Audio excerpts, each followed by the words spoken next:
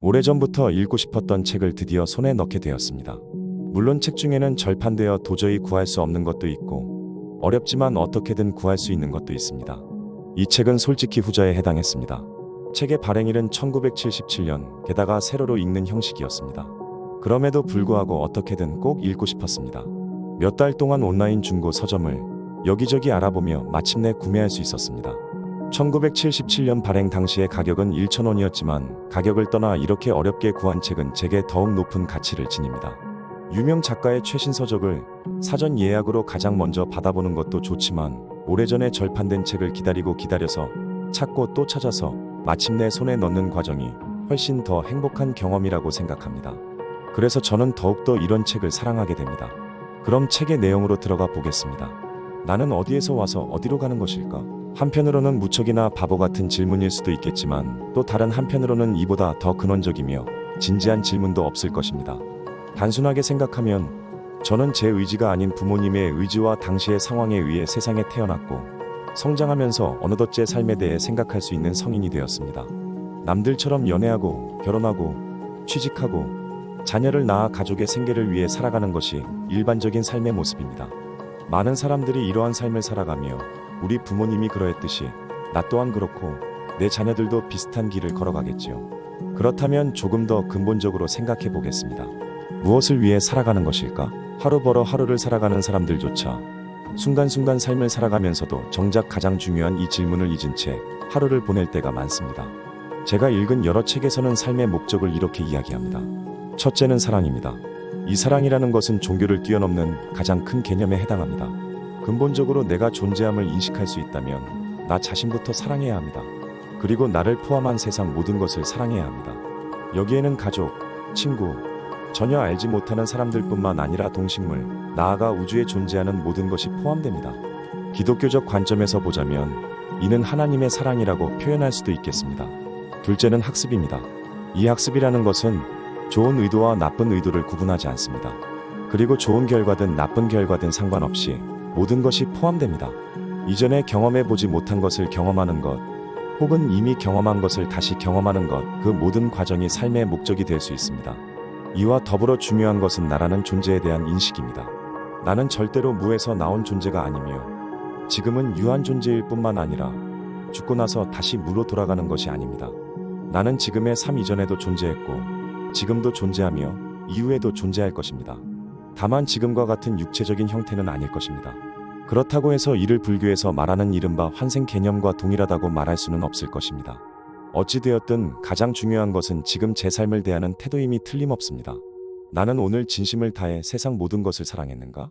나는 오늘 하루를 내 삶에 있어서 학습이라는 경험을 위해 최선을 다했는가? 이런 류의 책을 읽었다고 해서 이전과 이후의 삶이 단번에 크게 변화한다고는 생각하지 않습니다. 오히려 그렇게 순간적으로 변화하는 것이 더 위험할 수도 있습니다.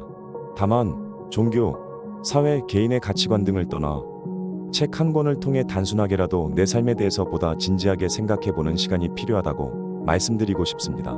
좀 더 넓은 관점에서 세상을 바라보며 나와는 전혀 다른 경험을 한 사람이 존재한다는 사실을 인정할 수 있다면 그것만으로도 제 인생관이 한층 더 넓어질 수 있지 않을까 생각합니다.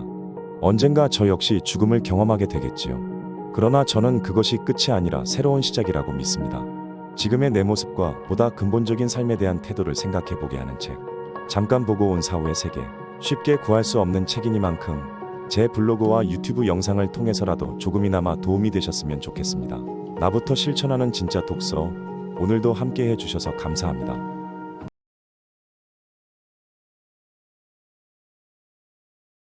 사람이 자기 자신을 확인할 수 있는 구체적인 실체는 바로 자신의 육체다. 우리는 물론 마음이라는 것을 가지고 있다는 것을 알기는 안다. 그러나 대부분의 사람들은 마음이란 것을 무척 허망한 것으로 생각하고 있다. 공연히 마음하지만 그것은 고작해야 두뇌 속의 화학적인 현상을 반영하는 것뿐이며 두뇌란 결국 육체의 일부분에 불과하다는 이야기다. 그래서 지금처럼 육신 안에 머무르는 방식과는 다른 어떤 방식으로 존재한다는 것은 상상하는 것조차 힘든 일로 되어 있다. 내가 인터뷰한 체험자들 역시 그런 체험을 하기 전까지는 마찬가지 견해를 가지고 있었다. 그리고 바로 그렇기 때문에 죽는 사람들은 깜깜한 터널 속으로 빠져들어간 순간 굉장한 놀라움을 느끼는 것이다. 왜냐하면 그 단계에 이르러 죽는 사람은 자기 자신의 육신을 저만치 떨어진 위치에서 바라보게 되기 때문이다. 그는 마치 연극무대나 영화 속의 물건을 구경하는 관중이나 제3의 시청자와도 같이 자신의 육체를 물끄러미 바라보는 것이다.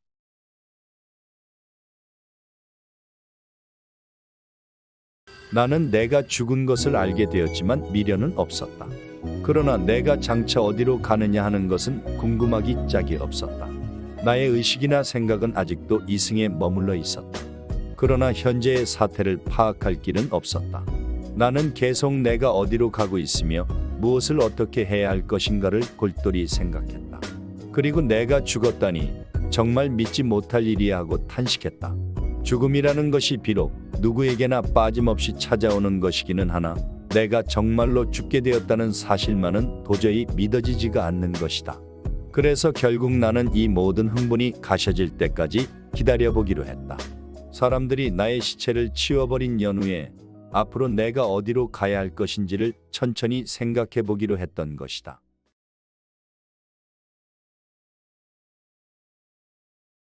내가 나의 육신으로부터 벗어났을 때 내가 느낀 것은 육신으로부터 나온 나의 존재가 다른 어떤 것 속으로 기어들어간 듯한 기분이었다. 다시 말해서 내가 아무것도 아닌 무로 돌아간 것은 아닌 것 같았다. 그것은 분명히 또 하나의 실체였다. 그렇다고 살아있는 사람의 신체와 똑같은 것이란 뜻은 아니다. 사람의 신체와는 상당히 달랐다. 사람의 신체처럼 어떤 물질의 덩어리는 아닌 것이다. 형체는 있으나 색깔은 없었다. 손이라고 부를 만한 것이 있기는 있었다. 나의 주위에는 정말 놀라운 일들이 벌어지고 있었다. 특히 나의 신체가 저만큼 누워있는 것을 본다는 것은 충격적인 일이었다. 모든 일이 너무나도 신속하게 진행되었다. 시간이란 이미 구속력을 갖는 것이 아니었다. 자기 신체를 벗어나는 이후의 사태는 모두가 그처럼 신속하게 전개되는 모양이었다.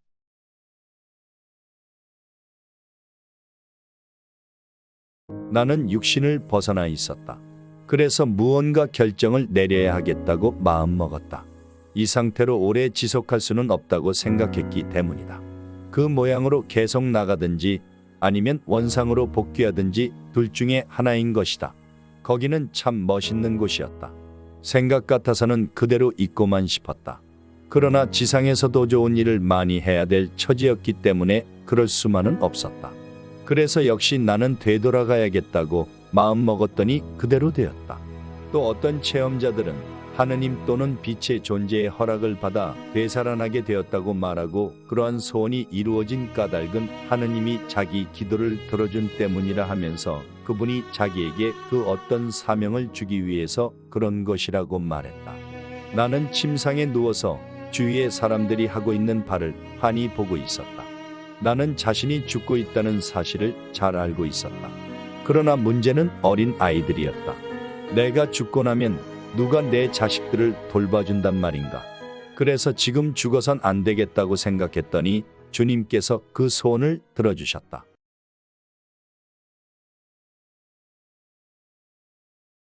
그런 일이 있은 후 나는 인생에 있어 무엇을 했으며 무엇을 할 것인가를 끊임없이 생각하게 되었다. 나는 과거의 삶에 대해서는 만족하고 있다. 하고 싶은 일은 대개는 할 수가 있었고 지금도 이렇게 목숨을 부지한 채 살고 있으며 무언가 앞으로도 더 많은 일들을 할 수 있는 처지다. 그러나 그 체험을 하고 나니 새로운 반성을 하게 되었다. 그 모든 일들이 과연 좋은 일이었기 때문에 한 것인가? 아니면 나한테만 좋은 일이었기 때문에 한 것인가? 전에는 단지 즉흥적인 충동에 따라서만 행동했다. 그러나 요즘엔 마음을 통해서 모든 것을 먼저 성찰하고 소화한 연후에 천천히 그리고 진지하게 행동으로 옮기게 된다. 그리고 되도록이면 좀 더 보람이 있는 일을 해야만 마음이 흐뭇해진다. 편견을 갖거나 남을 무턱대고 심판하는 일도 삼가게 되었다. 나한테만 이롭고 다른 사람한테는 이롭지 못한 일이면 하지 않게 되었다.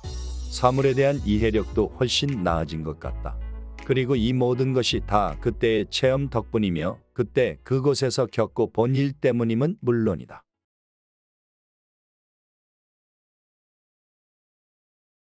거기 있는 동안 나는 두 가지 생각을 했다. 나를 죽이는 행위와 남을 죽이는 것만은 절대로 해선 안 되겠다고. 자살을 한다면 그것은 하느님이 주신 선물을 그의 얼굴에 도로 던져버리는 거나 마찬가지다. 그리고 남을 죽인다는 것은 그 사람에 대한 하느님의 의도를 차단하는 것이다. 이와 같은 느낌은 지금까지 많은 종교와 도덕률들이 한결같이 가르쳐 오던 바와 일치하는 것이다. 토마스 아퀴나스와 로크 칸트가 다 그러했다.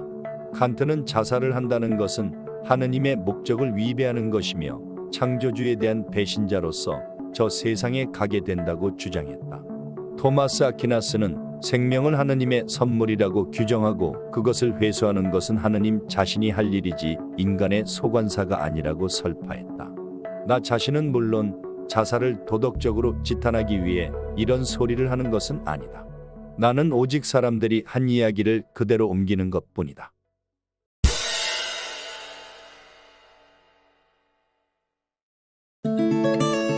구독! 좋아요. 알림 설정